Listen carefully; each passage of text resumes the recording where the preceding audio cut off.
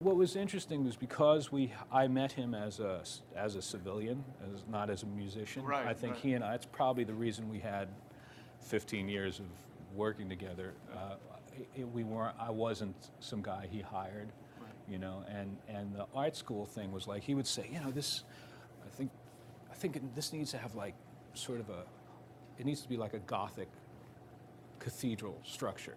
Right. Or this solo should be kind of Jackson Pollock.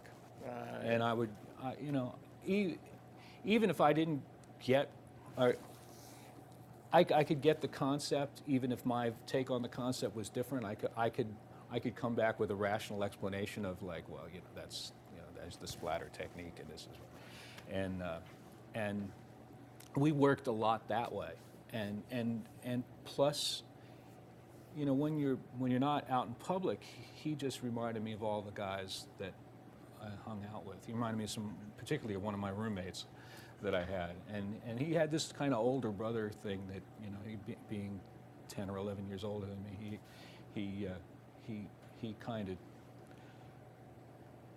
talked to me a lot about the industry, you know, and about the way things work. And what I kind of, I guess I brought to him was the fact that you know, if I wasn't happy doing it, I didn't want to do it, so Right. I wasn't going to make concessions to commerciality.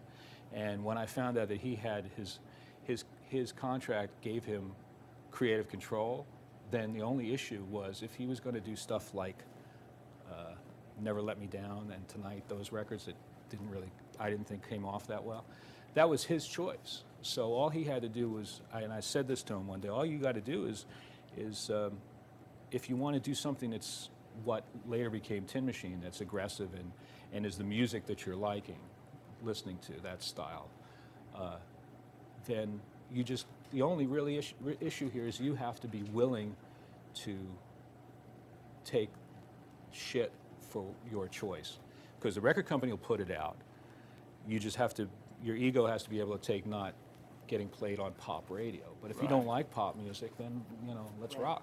That's, Right. you know, and that's what we did. We definitely, you know, it was a polarizing, the Tin Machine stuff was polarizing in a good way. But that was a Yeah. real departure musically, Yeah, right? yeah, I guess, in a way. I mean, if you look at David's previous 25-year career, you can see where it all came from. And then the stuff that he and I went on to do later, like one of my favorite things we did was the Earthling record, which was like drum and bass electronica meeting a rock band. Right. And you could hear that coming. And in fact, my template in my head for the Earthling record was basically Who's Next, because that's the prototypical Right. rock band with electronics. Right. You know, and you know, the best work we did was the work when we were making something that we couldn't hear anywhere else.